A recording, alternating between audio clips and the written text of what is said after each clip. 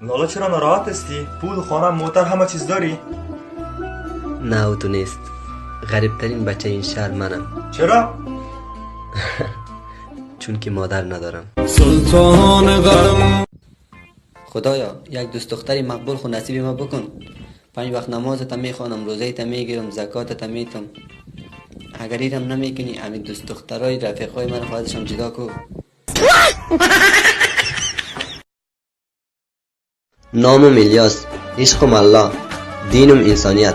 در دلها پادشاهی میکنم. آمدم برای دل به دست آوردن، نه برای دل شکستاندن. یا نبی سلام علیک.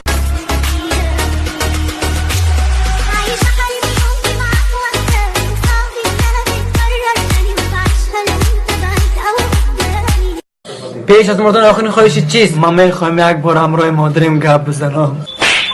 اینجا چی میکنی؟ برو پیش مادرت که منتظرت است.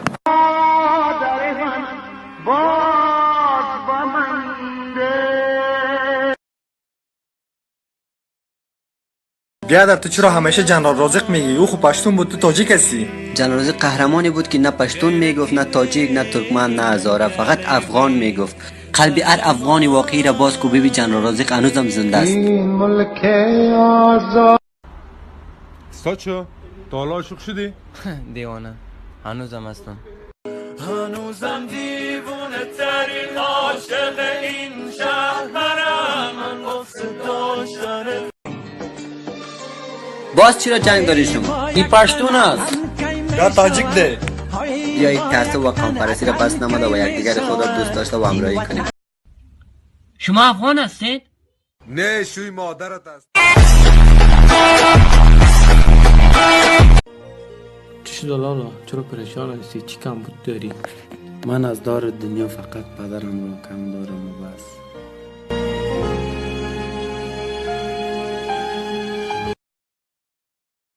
باز در کدام چرت فکر هستی؟ چقدر لذت بخش است وقتی زنده نیستی در دلها پادشاهی میکنی. درباره کی گپ میزنی؟ درباره قهرمان جهاد و مقاومت شهید احمد شاه مسعود. خودش نیست ولی بازم در دلها پادشاهی میکنه. خدایا کسی را با کسی آشنا مکن. خدایا کسی را با کسی آشنا مکن. اگر آشنا میکنی از هم جدا مکن.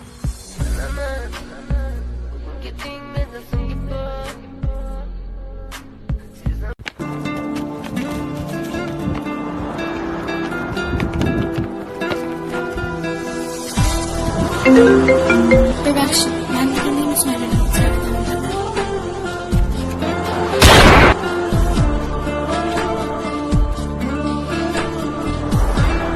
چرا در این روزا تنها شدی؟ دوستایت کجاست؟ به خاطری که این خالی است. رفیق در بی وفا باشد گمش کن با مطلب. لیلا ها لیلا گفتم ها. ما میترسم. از کی؟ از تو. از ما؟ ها میترسم نکنه نصف شبی باشی بیای سر وقت ما